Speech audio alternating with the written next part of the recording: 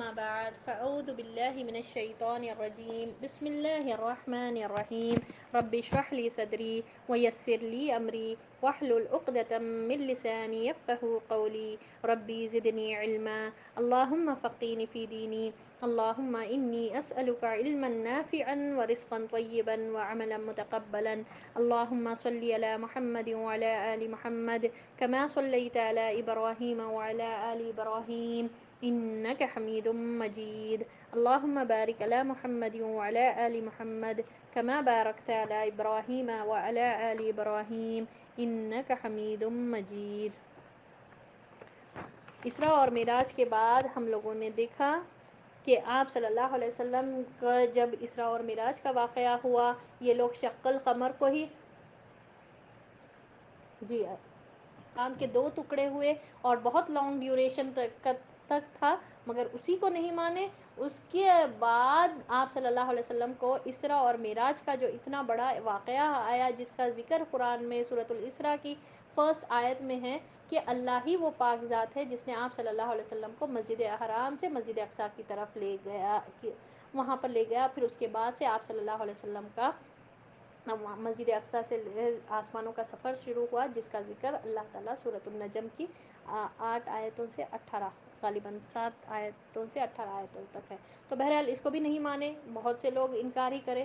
تو اب جب یہ لوگ انکار ہی کرے اور رائٹ فرام دا بگننگ قریش کا معاملہ, اہل مکہ کا معاملہ یہی تھا کہ وہ انکار ہی کرتے تھے اپنی ضد کی وجہ سے, سامنے دیکھتے تھے سمجھ میں آتا تھا مگر انکار کرنا ان کا معاملہ تھا, یہ ہو گیا تھا, یہ مان کر نہیں دیتے تھے. ان کا مین مسئلہ کیا ہے, ماننا نہیں ہے.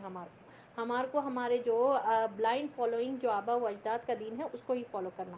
جب ان لوگوں کا یہی معاملہ رہا, ان پر یہی بات ثابت ہو گئی, تو اب اللہ نے یہ طے کیا, اللہ نے یہ ارادہ فرمایا کہ اب مکے سے باہر دین اسلام پھیلے.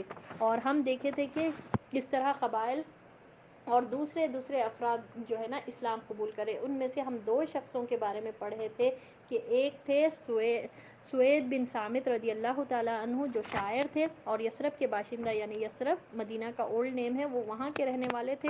جب یہ آئے مکہ عمرہ یا حج کی نیت سے آئے تھے, ویسے بہت سے لوگ ایسی ہی غرض کے لیے آتے تھے مکے میں. تو جب یہ آئے تو آپ صلی اللہ علیہ وسلم نے قرآن جب پیش کیا تو انہوں نے اس کو ایکسیپٹ کیا اور پسند کیا, مگر وہ پھر واپس جو ہے نا آپ صلی اللہ علیہ وسلم کی ہجرت سے پہلے یہ انتقال فرما گئے, سوید بن صامت. اور اس کے بعد ہم لوگ ایاز بن معاذ رضی اللہ تعالیٰ عنہ کے بارے میں ہم لوگوں نے پڑھا. یہ بھی جو ہے نا یثرب کے باشندے تھے, یعنی مدینہ کے رہنے والے تھے. گروپ کے ساتھ آئے تھے مکہ میں, اور پہلے ہی مکہ میں ہم سب کو معلوم ہے کہ لوگوں میں کتنا آپ صلی اللہ علیہ وسلم کا نیگیٹو چرچا ان لوگوں نے کر دیا تھا. تو بہرحال جب آپ صلی اللہ علیہ وسلم نے ان کو قرآن پڑھ کر سنایا تو ایاز بن معاذ کو بہت پسند آیا, اور انہوں نے کہا کہ یہ تمہارے پاس جو دین ہے, تم لوگ جو باتیں کرتے ہو, اس سے کہیں زیادہ بہتر یہ قرآن ہے, یہ اسلام ہے. تو لوگوں نے ان کو جو ہے نا چپ کرا دیا, ان کو خاموش بٹھا دیا کہ نہیں ماننا یہ بات. مگر وہ خاموش ہو گئے. اب پورے گروپ میں صرف ایک ہی شخص تھے جس کو پسند آئی تھی آپ صلی اللہ علیہ وسلم کی بات, وہ اس وقت تو خاموش ہو گئے. مگر بعد میں جب یہ واپس گئے مکہ سے, یہ بیمار ہو گئے, اور ان کی وفات کے ٹائم یعنی سکرات کے ٹائم یہ تکبیر اور تحلیل پڑھ رہے تھے, اللہ کا ذکر کر رہے تھے, اللہ اکبر پڑھ رہے تھے, لا الہ الا اللہ پڑھ رہے تھے. اس سے یہ ظاہر ہو گیا کہ یہ اسلام قبول کر لیے تھے. بہرحال یہ 2 شخص تھے. ٹھیک ہے, یہاں تک ہم لوگوں نے کیا. اب تھرڈ جو تھے وہ ہے ابو ذر غفاری. ابو ذر غفاری رضی اللہ تعالیٰ عنہ, یہ بہت مشہور صحابی ہے, ہم سب کو معلوم ہے. ابو ذر غفاری رضی اللہ تعالیٰ عنہ, انہیں نبی صلی اللہ علیہ وسلم کی بعثت کی اطلاع سوید بن صامت اور ایاز بن معاذ رضی اللہ تعالیٰ عنہما سے ہوئی. یہ دونوں یعنی اوپر جس کے بارے میں ہم لوگوں نے پڑھا, یہ دونوں اشخاص کے ذریعے سے ان کو بھی پتہ چلا, یہ دین کے تعلق سے, دین اسلام کے تعلق سے خبر ہوئی ابو ذر غفاری کو. تو جب ان کو معلوم ہوا تو انہوں نے پتہ لگانے کے لیے اپنے بھائی کو مکہ بھیجا. وہ گئے اور واپس آئے لیکن تسلی نہ کر سکے, یعنی بھائی گئے مگر کچھ ایک سیٹسفیکٹری آنسر نہیں دے سکے, سیٹسفائی نہیں کر سکے ابو ذر غفاری کو. تو اب انہوں نے کیا کیا, چنانچہ حضرت ابو ذر غفاری رضی اللہ تعالیٰ عنہ خود نکلے اور مکہ پہنچ کر مسجد حرام میں جا اترے، پھر تقریباً 1 مہینہ مسجد حرام ہی میں رہے اور زمزم کا پانی پیتے رہے جو کھانا پانی دونوں کا کام دیتا تھا، لیکن جان کے ڈر سے نبی صلی اللہ علیہ وسلم کے متعلق کسی سے پوچھتے نہ تھے۔ سبحان اللہ۔ جب پہلے تو ان کو پتہ کیسے چلا ابو ذر غفاری کو؟ یہ 2 لوگوں کی وجہ سے۔ کون؟ سوید بن سامت اور ایاس بن معاذ رضی اللہ تعالیٰ عنہما سے پتہ چلا کہ دیکھیے محمد صلی اللہ علیہ وسلم آئے ہیں، اللہ کے رسول ہیں اور دین اسلام پیش کرے اور بہت اچھا دین ہے، تو ان دونوں سے ان کو پتہ چلا تھا۔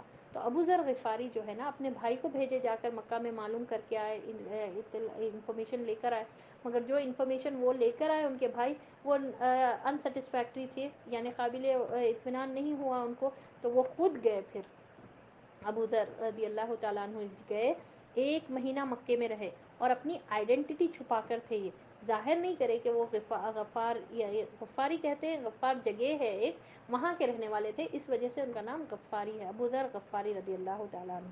تو جب یہ آئے تو 1 مہینہ مکے میں رہے، اور مکے میں کس طرح رہے؟ اپنی آئیڈینٹی چھپا کر رہے اور زمزم کا پانی پی کر ہی رہتے تھے پورا گزارا۔ تو اس سے آپ کو پتہ چلتا کہ زمزم کے پانی کی کیسی اہمیت ہے، اور ہم سب کو پتہ ہے لوگ وہاں پر جو رمضان میں آتے ہیں عمرے کے لیے، آپ دیکھیے طواف کرنے کے بعد لوگ جو ہے نا اگر افطار کا وقت ہو تو زمزم کے پانی پی کر وہاں پر ہی رہتے ہیں عشاء تک۔ سبحان اللہ، تراویح کی نماز تک بھی وہ لوگ، کئی لوگ ایسے رہتے ہیں ان میں سے اکثر کہ صرف زمزم کا پانی ہی کافی ہو جاتا ان کے لیے، کھجور اور زمزم کا پانی۔ تو سبحان اللہ، زمزم کی پانی کی یہ خاصیت ہے۔ آپ صلی اللہ علیہ وسلم نے فرمایا زمزم کے پانی میں ہر بیماری سے شفا ہے، اور وہ زمزم کا پانی پینے والے جو شخص جیسی نیت سے پیے گا وہ اس کے لیے کافی ہوگا۔ جو بھوک، اگر اس کو بھوک لگ رہی ہے، وہ اپنی بھوک مٹانے کی نیت سے پی رہا تو اس کے لیے کافی ہوگا۔ سبحان اللہ۔ اور جو کسی بیماری سے شفا کے لیے پی رہا تو اس کے لیے کافی ہوگا۔ یہ اہمیت ہے زمزم کے پانی کے لیے۔ ہمارے پاس ایک اتنا بڑی میریکل اللہ کی طرف سے ہمارے پاس موجود ہے، ہم استعمال نہیں کرتے۔ ہم بہت جو ہے نا زیادہ طبیعت خراب ہے یا پھر کچھ بیماری ہے، اتنا ہم اس کے بارے میں بات کرتے، مگر ہمارے پاس اتنا بڑا فارمولا ہے ہم اس کو نہیں وہ کرتے۔ آپ سوچئے 1 مہینہ رہے یہ اور صرف اسی پر گزارا کرے، یہ کھانا اور پانی دونوں کا کام کرتا تھا۔ اللہ اکبر۔ تو بہرحال یہ جو ہے نا جو کھانا پانی دونوں کا کام کرتا تھا، لیکن جان کے ڈر سے نبی صلی اللہ علیہ وسلم کے متعلق کسی سے پوچھتے نہیں تھے، کیونکہ نبی صلی اللہ علیہ وسلم کے بارے میں پوچھنا یعنی کہ ایک اپنی موت کو دعوت دینا ہو رہا تھا، کیونکہ آپ صلی اللہ علیہ وسلم کے بہت کٹر دشمن وہاں پر تھے، مان کر نہیں دیتے تھے، لوگوں کو اتنا مارا جاتا تھا، سب ان کو پتہ تھا۔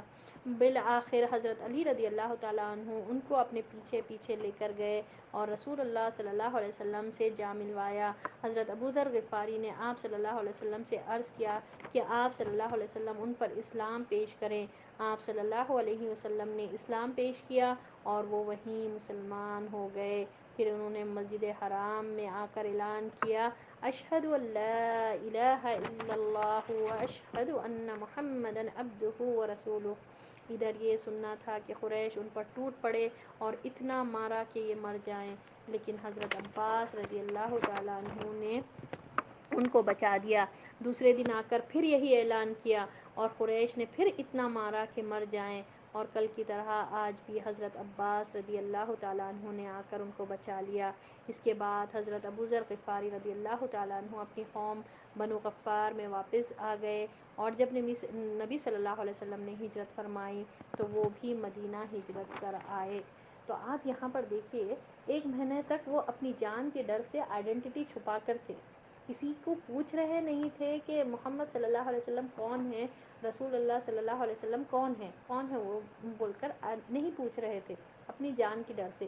مگر جب علی رضی اللہ تعالیٰ عنہ کے ذریعے سے معلوم ہو گیا، آپ صلی اللہ علیہ وسلم سے ملاقات ہوئی اور جب یہ کلمہ شہادت پڑھے، سبحان اللہ کیا ایمان کی دولت ہے نا، جس شخص کو یہ حاصل ہو جائے ایک اسٹرینتھ ہو جاتی، وہ اس کو ہے نا کسی بات کا خوف ہی نہیں رہتا پھر، حالانکہ پہلے ڈر رہے تھے، مگر جیسے ہی آپ صلی اللہ علیہ وسلم اسلام کی دعوت پیش کرے، اسلام ان کے سامنے پیش کرے تو وہ فوری گواہی دیے، شہادت پڑھے اور پھر جا کر جو ہے نا مکے میں یہ حرم کے سامنے جا کر اعلان کرے کہ میں مسلمان ہو گیا ہوں. تو اس پر قریش نے ان کو اتنا مارا کہ وہ مر جائیں، قریب تھا کہ وہ مر جائیں. عباس رضی اللہ تعالیٰ عنہ جو نبی صلی اللہ علیہ وسلم کے چچا ہے، انہوں نے بچا لیا. پھر دوسرے دن پھر وہی کام کرے، ڈر کے پھر بھاگ گئے نہیں، پھر دوسرے دن وہی کام کرے. پھر سیکنڈ ڈے بھی عباس رضی اللہ تعالیٰ عنہ نے ہی ان کو بچا دیا. پھر اس کے بعد وہ ابو ذر غفاری جو ہے واپس اپنے قوم بنو غفار کے پاس گئے، اور پھر آپ صلی اللہ علیہ وسلم جب مدینہ پہنچ گئے ہجرت کر کے، تب وہ ہجرت کر کر وہاں مدینہ چلے گئے. سبحان اللہ. یہ اس سے آپ کو نا یہ بہت ابو ذر غفاری فیمس صحابی ہے، بہت مشہور صحابی ہے، اور غریب مسکینوں میں ان کا شمار ہوتا. ٹھیک ہے. تو بہرحال یہ ابو ذر غفاری رضی اللہ تعالیٰ عنہ کا وہ واقعے سے ہم کو نا پتہ چلتا ہے یہ ایمان میں کیا مٹھاس ہے، کیا اللہ نے کیا قوت اور طاقت رکھی ہے کہ لوگ ہے نا مرنے مارنے کو تیار ہو جاتے. یہ ایمان کی دولت اصل جو آ جاتی انسان کے دل میں جب گھر کر جاتی ہے نا، اس کو کسی جان کا خوف نہیں ہوتا، کسی مال کے ختم ہونے جانے کا خوف نہیں ہوتا، کسی بات کی ڈر نہیں ہوتا. فرسٹ ڈے کرے بھی اور سیکنڈ ڈے پھر وہی حرکت کرے. اور ہم یہ دیکھتے ہوئے آئے، ہم پیچھے بھی ہم پڑھے کہ کس طرح کیسی کیسی اذیتیں، ہماری روح کام جانا ویسی ویسی اذیتیں دی گئی، مگر کوئی پلٹے نہیں، کوئی چھوڑے نہیں ایمان، کوئی اسلام کو چھوڑے نہیں. اللہ اکبر کبیرہ. یہ کیسی وہ ہے نا، سبحان اللہ. تو یہ تھرڈ تھے. اب فورتھ جس کے بارے میں ہم پڑھیں گے ان کا نام ہے طفیل بن عمر دوسی. ٹھیک ہے. جو اس کو امرو نہیں پڑھیں گے، طفیل بن عمر دوسی رضی اللہ تعالیٰ عنہ. جس کے پاس بھی کتاب ہے ان کا نام تھا طفیل بن عمر دوسی رضی اللہ تعالیٰ عنہ. یہ شاعر تھے، گہری سونج بوجھ کے مالک اور یمن کے قریب واقع قبیلے دوس کے سردار تھے. سن 11 نبوت میں مکہ تشریف لائے تو اہل مکہ نے بڑھ کر ان کا استقبال کیا. کیوں بڑھ کر استقبال کیا؟ ایک تو سردار تھے نا، سردار تھے یہ قبیلے دوس کے سردار تھے، شاعر تھے، ایک مقام تھا، ایک ریسپیکٹیبل پرسن تھے. تو اس لیے اہل مکہ نے ان کا بڑھ کر استقبال یعنی ویلکم کیا، اور نبی صلی اللہ علیہ وسلم سے اس قدر ڈرایا کہ جب وہ مسجد حرام میں آئے تو کان میں روئی ٹھونس لے کر آئے کہ کہیں کوئی بات سنائی نہ پڑ جائے. مگر ہوا یہ کہ اس وقت نبی صلی اللہ علیہ وسلم خانہ کعبہ کے پاس کھڑے نماز پڑھ رہے تھے، اور آپ صلی اللہ علیہ وسلم کی آواز ان کے کان میں پڑ گئی. انہوں نے جو کچھ سنا بہت اچھا محسوس کیا، چنانچہ جی ہی جی میں کہا میں سوچ بوجھ رکھنے والا شاعر ہوں، مجھ سے بھلا برا چھپا نہیں رہ سکتا، پھر کیوں نہ میں اس شخص کی بات سنوں، اگر اچھی ہوئی تو قبول کر لوں گا، بری ہوئی تو نہ مانوں گا. تو بہرحال یہ طفیل بن عمر دوسی ایک بڑے سردار تھے، دوس قبیلے کے رہنے والے تھے. یہ آئے مکہ میں. مکہ میں جیسے ہی آئے پہلے تو بہت اچھا ویلکم کرے اہل مکہ. قریش کے لوگوں نے ان لوگوں نے ویلکم کر کے پہلے وارن جو کرے وہ محمد صلی اللہ علیہ وسلم کے تعلق سے کہ خبردار کہ محمد صلی اللہ علیہ وسلم کی کوئی بات نہیں سننا، بہت زیادہ اثر کرنے والی بات ہے، جادوگر ہے، جادو ہو جاتا بات سنتے کہ آپ ہے نا بدل جائیں گے، آپ ہے نا فیملی ممبرز میں لڑائی جھگڑا ہو جائے گا. بہرحال یہ نیگیٹو چرچے یہ لوگ کر رہے تھے. تو آپ صلی اللہ علیہ وسلم کے تعلق سے نیگیٹیولی معلوم ہو گیا. اتنا ان لوگوں نے ڈرایا کہ وہ کیا کرے کہ اپنے کان میں روئی ڈال کر آئے کہ کہیں سے بھی کچھ بھی میرے کو بات نہیں سننا ہے. تو آپ سوچئے کتنا یہ لوگ ڈراتے تھے لوگوں کو، باہر والوں کو. تو بہرحال ان کا بھی یہی تھا. طفیل بن عمر دوسی کیا کرے، کان میں روئی ٹھوس کر آئے جب آپ صلی اللہ علیہ وسلم جو ہے خانہ کعبہ کے سامنے نماز پڑھ رہے تھے، آپ صلی اللہ علیہ وسلم کی کچھ باتیں وہ سن لیے. اب وہ جب سنے تو اپنے پاس دل ہی دل میں یہ سوچنے لگے کہ میں ایک شاعر ہوں، میں شاعر ہوں، سوچ بوجھ کا مالک ہوں، یعنی میں سوچ بوجھ رکھتا ہوں کہ ہو نہیں سکتا کہ میں سنے بغیر میں کوئی چیز کو کیسے مان لوں. ہو سکتا میں سنوں اور اگر مجھے اچھی دکھی تو میں پسند کر لوں گا، اگر نہیں تو میں اس کو وہیں چھوڑ دوں گا. چنانچہ جب نبی صلی اللہ علیہ وسلم گھر تشریف لائے تو وہ بھی آپ صلی اللہ علیہ وسلم کے پیچھے ہو لیے، اور گھر کے اندر آ کر آپ صلی اللہ علیہ وسلم نے اپنا واقعہ بیان کیا اور مطالبہ کیا کہ آپ صلی اللہ علیہ وسلم پر ان پر دین پیش کریں، یعنی دین اسلام. آپ صلی اللہ علیہ وسلم نے ان پر اسلام پیش کیا اور قرآن کی تلاوت کی. سبحان اللہ، کیا اثر ہوتا تھا. دیکھیے لوگ یہاں پر کتنا نیگیٹیولی آپ صلی اللہ علیہ وسلم کے تعلق سے، دین اسلام کے تعلق سے، قرآن کے تعلق سے اتنا لوگوں کو سننے سے روک رہے تھے، مگر اللہ جس کو ہدایت دے دے، جس کا دل جاگ رہا ہو، وہ لوگ کو اللہ تعالیٰ کیسے راستے کھول دیتا. سبحان اللہ. ان کو بتایا گیا تھا، ان کو وارن کیا گیا تھا، حتیٰ کہ یہ روئی رکھ لے کر گئے تھے کہ کوئی بات ہی نہیں سننا بول کر، مگر اللہ نے کیسے ان کو سنایا، اور کیسے ان کے دل میں وہ بات آئی کہ دل میں یہ سوچنے لگے کہ یہ نہیں ہے، میں پہلے سننا چاہیے، پہلے ایسے ہی ڈائریکٹلی کسی کو نہیں سنے بغیر نہیں وہ کرنا. تو آپ صلی اللہ علیہ وسلم کے پیچھے گئے، جا کر آپ صلی اللہ علیہ وسلم کو بولے کہ جو بھی واقعہ ہوا کہ میرے کو ایسا بتایا گیا آپ کے تعلق سے یہ ہے، تو آپ صلی اللہ علیہ وسلم دین اسلام پیش کرے اور قرآن کی تلاوت کرے. یہ قرآن آپ یقین جانیے، لوگوں کو آپ ہے نا پن پوائنٹ کر کے لوگوں کے ایک ایک عمل کو، نہیں یہ بدعت ہے، یہ ہے، یہ نہیں کرنا چاہیے، نماز ایسی نہیں پڑھنا چاہیے، رفع الدین نہیں کرنا چاہیے، یہ انگلی نہیں ہلانا چاہیے، یہ جتنا پن پوائنٹ کر کے آپ لوگوں کو بھگا رہے ہیں، آج یہی وجہ ہے کہ اتنے فرقے بن گئے.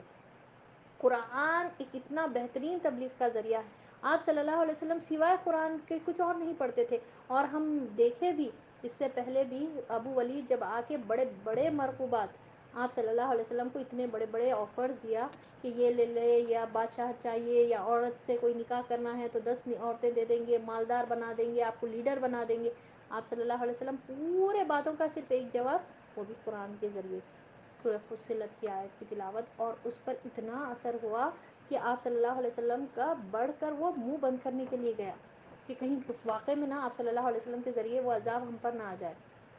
اور اس پر اتنا اثر ہوا صرف چند آیتوں کے، وہ پلٹ کر جا کر اپنے قوم کے لوگوں کو یہ بدلا کہ دیکھو آپ صلی اللہ علیہ وسلم جو لے کر آئے وہ کسی شاعر کا کلام نہیں ہے، کسی کاہن کا کلام نہیں، واقعے میں ایک بڑا واقعہ پیش آئے گا.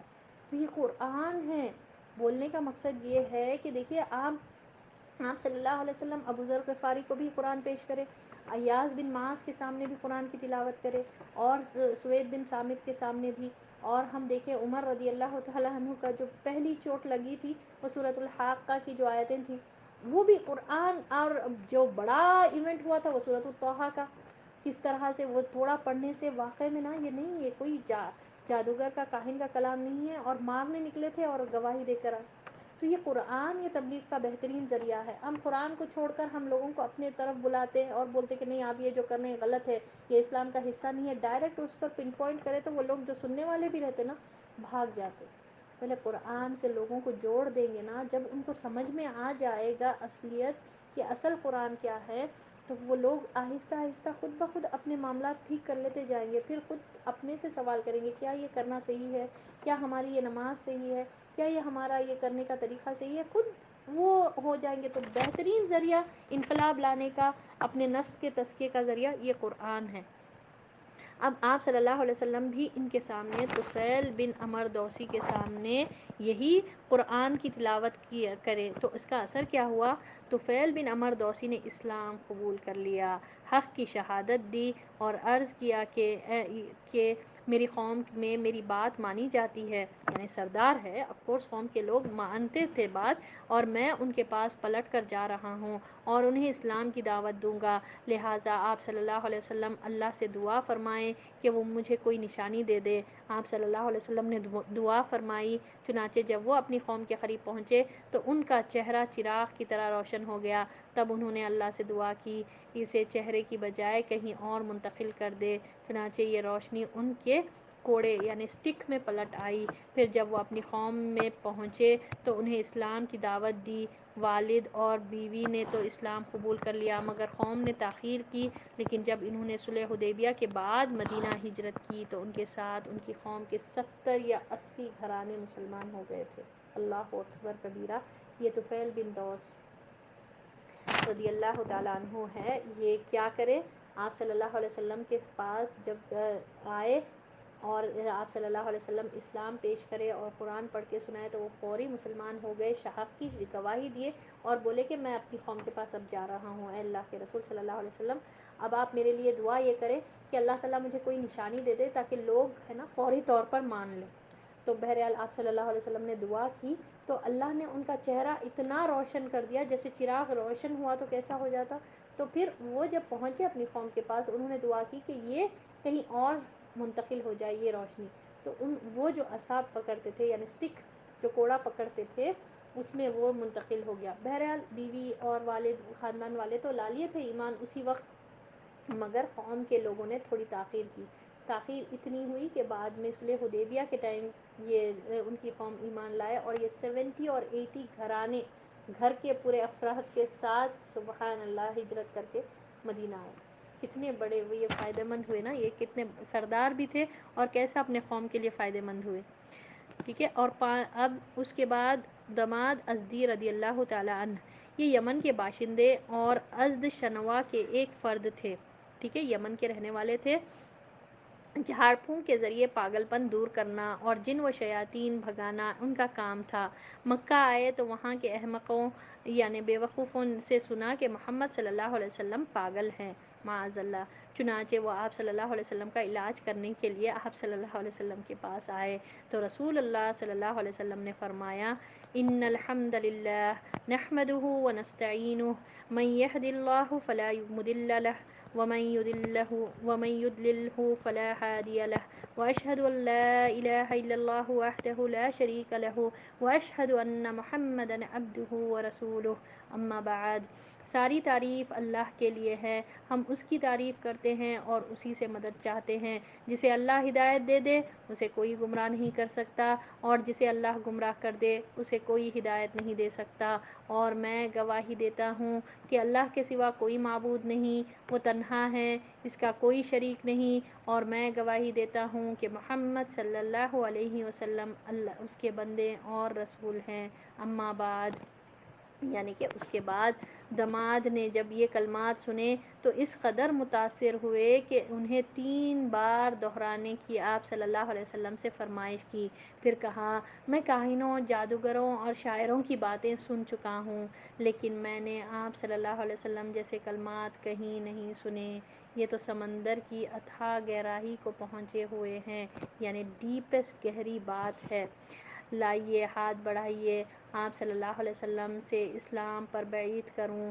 اور انہوں نے بیعت کر لی. اللہ اکبر کبیرہ. یہ قرآن کی کیا وہ ہے، دیکھیے سبحان اللہ. دماد ازدی رضی اللہ تعالیٰ عنہ یہ کیا تھے، یہ لوگوں کا علاج کرتے تھے جس پر جن اور شیاطین کا کوئی بھوت وغیرہ کا اثر وغیرہ ہو چکا ہے تو یہ کرتے تھے. یہ دماد بن ازدی یمن کے باشندے رہنے والے تھے. تو وہ لوگ وہاں جب آئے مکہ آئے تو وہ بے وقوف لوگ احمق لوگ کیا بولے کہ محمد صلی اللہ علیہ وسلم پر جن کاہن کا اثر ہو گیا ہے، بھوت کا اثر ہو گیا ہے، آپ صلی اللہ علیہ وسلم معاذ اللہ پاگل ہیں. تو وہ کیا کرے، آئے آپ صلی اللہ علیہ وسلم کے پاس آ کر بولے کہ میں علاج کرنے والا ہوں، میں آپ کا بھی علاج کر دیتا ہوں. تو آپ صلی اللہ علیہ وسلم نے کیا کہا، یہ اتنے پیارے کلمات آپ صلی اللہ علیہ وسلم نے فرمایا. تو انہوں نے کیا کیا دیکھیے، صرف یہ کلمات پر انہوں نے کہا کہ پھر سے دوبارہ دہرائیں. 3 مرتبہ خواہش کی کہ یہ کلمات دوبارہ دہرائیں. اور کتنے پیارے کلمات ہیں. اور اکثر ہم دیکھتے خطیب جو خطبہ دیتے، جو بیان کرتے تو یہ کلمات یوز کرتے، اتنے پیارے معنی ہیں اس کے. تو سبحان اللہ. یہ جب پڑھے تو انہوں نے کہا کہ نہیں یہ پھر سے پڑھ کر سنائیں. تو آپ صلی اللہ علیہ وسلم نے ان کو پھر سے پڑھ کر سنایا 3 بار. جب انہوں نے خواہش ظاہر کی پھر بعد میں انہوں نے کہا کہ آپ ہاتھ بڑھائیے، میں بیعت کرتا ہوں اور میں اسلام قبول کرتا ہوں. اور کیسا دیکھیے آپ، اللہ ایک طرف انکار کرنے والے لوگ ہیں، یہ لوگ سن رہے ہیں تو بھی انکار کر لیتے، کبھی کپڑے جھٹکتے جاتے تھے، کبھی دھمکیاں دیتے تھے، کبھی مان کر نہیں دیتے تھے. یہ لوگ جو فرسٹ مخاطب ہے قرآن سبحان اللہ ان کے سامنے ظاہر ہو رہی تھی. ایک بڑا معجزہ دیکھے شق القمر کا، اتنا بڑا معجزہ دیکھے. پھر صحیفہ چاک ہونے کی بات کا آپ صلی اللہ علیہ وسلم نے جیسا بتایا ویسی ہی بات ہوئی، مگر جس کو اللہ نہ چاہے تو ان کے ساتھ معاملہ ہی نہیں ہوا. اور اللہ نے کیسا دوسروں کو باہر سے بلوا کر، حالانکہ یہ لوگ روکتے تھے بھی لوگوں کو کہ نہیں سننا محمد صلی اللہ علیہ وسلم کی بات، مگر کیسے کیسے لوگ شاعر تھے، سردار تھے. اب یہ شخص جو دماد بن ازدی رضی اللہ تعالیٰ عنہ تھے، یہ تو شیاطین جن وغیرہ جس طرح یہ لوگ بولتے تھے کہ محمد صلی اللہ علیہ وسلم ہیں، تو وہ ان لوگوں کا علاج کرنے والے تھے یہ. اور کس طرح سے چند کلمات کی وجہ سے اثر ہو گیا. تو بات یہی ہے کہ انکار کرنے والے جو نہیں مان کر دیتے اللہ تعالیٰ ان کو بالکل محروم ہی کر دیتا. اور جو کوشش کرتے، جو ماننا چاہتے، جو سمجھتے، جو سننا چاہتے، اللہ تعالیٰ ان کے لیے کیسے آسانیاں عطا فراہم کرتا. دیکھیے یہ ایک بہت بڑا سبق ہم کو ملتا. تو اصل انسان جو کوشش کرتا ہے نا اللہ اس کو برابر راستے کھولتا. ہم اگر کوشش نہیں کر کے ہم جواز تلاش کرتے, ہم بولتے کہ نہیں بھائی ہم جو ملا ہم اس میں ہی سیٹسفائیڈ ہے, ہمارے کو ہم جو کر رہے ہیں وہی صحیح, ہمارے آبا و اجداد جو کرے وہی صحیح, ان لوگ کیسا غلط کر کے جاتے, تو سبحان اللہ پھر اللہ بھی چھوڑ دیتا ان کو, ویسے ہی عقیدے میں بھٹکتے رہتے. اور جو شخص دیکھیے آپ یہ اتنے بڑے بڑے مثالیں ہیں یہ 5 لوگوں کی, یہ لوگ آئے ابو ذر غفاری 1 مہینہ رکے, ٹھیک ہے, کھانے پینے کا تک کا بھی نہیں لے کر آئے تھے سامان, حتیٰ کہ زمزم کا پانی پی کر گزارتے تھے, اپنی آئیڈینٹی کو چھپا کر رکھے. اور آگے ہم پڑھیں گے سبحان اللہ سلمان الفارسی فارس کے رہنے والے تھے, پرشیا کے رہنے والے تھے, اللہ نے وہاں سے ان کو بس ایک یہ تھا کہ نہیں میں جو فالو کر رہا ہوں وہ غلط دین ہے, مجھے اللہ تعالیٰ صحیح دین کی طرف لے جائے. تو سبحان اللہ وہاں سے وہ مجوسی تھے, آگ کی وہ پوجا کرنے والے, اللہ نے ان کو وہاں سے لے کر آئے, عیسائی بنے, عیسائی کے بعد یہودی, پھر اس کے بعد سبحان اللہ محمد صلی اللہ علیہ وسلم جو لے کر آئے وہ صحیح دین ہے, یہ سمجھ گئے تھے. اور کہاں سے فارس سے اللہ تعالیٰ لے کر آیا مدینے پر, اور سلمان الفارسی کے کتنا بڑا وہ ہے نا خندق کھودنے کا, شاید ہی کوئی ہے جو نہیں جانتے سلمان الفارسی کا نام. سبحان اللہ یہ اللہ ہے. بات یہی ہے کہ اللہ جو کوشش کرتا نا ان کی کوششوں کو اللہ رائے گاہ ہی نہیں کرتا. آپ چاہے کتنے بھی نیگیٹو چیزیں ہونے دو, آس پاس کا ماحول کتنا بھی خراب رہنے دو. اب آپ یہاں پر دیکھیے طفیل بن دوسی کے بارے میں, اگر ہم طفیل عمر بن دوسی جو ہے نا ان کو سردار تھے, سرداروں کے بیچ میں رہ رہے تھے, پورے سردار قریش کے سردار ان کے کان اتنے بھر دیے تھے کہ وہ سننا ہی نہیں چاہ رہے تھے.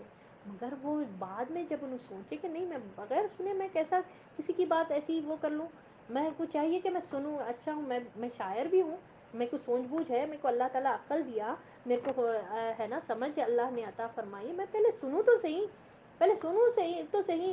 تو سننا پھر یہ چیز کرنے والوں کو اللہ تعالیٰ کیسے آسانیاں کرتا. دیکھیے سبحان اللہ, یہ غور و فکر کرنا اور یہ معاملات کرنا. ایک طرف ابو جہل ہے, ابو جہل مان کر نہیں دیا, اور دوسری طرف اللہ تعالیٰ ابو جہل کے بیٹے کو اکرمہ بن ابی جہل کو اللہ تعالیٰ نے ہدایت دے دی. تو یہ اللہ ہے, اللہ تعالیٰ جانتا, علیم بذات الصدور ہے اللہ تعالیٰ, کیسے اللہ تعالیٰ نے کیسے کیسے لوگوں کو کیسے ہدایت عطا فرمائی.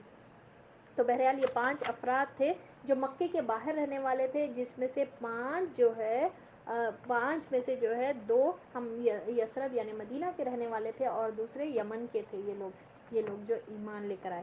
کلیئر ہے یہ بات ہے.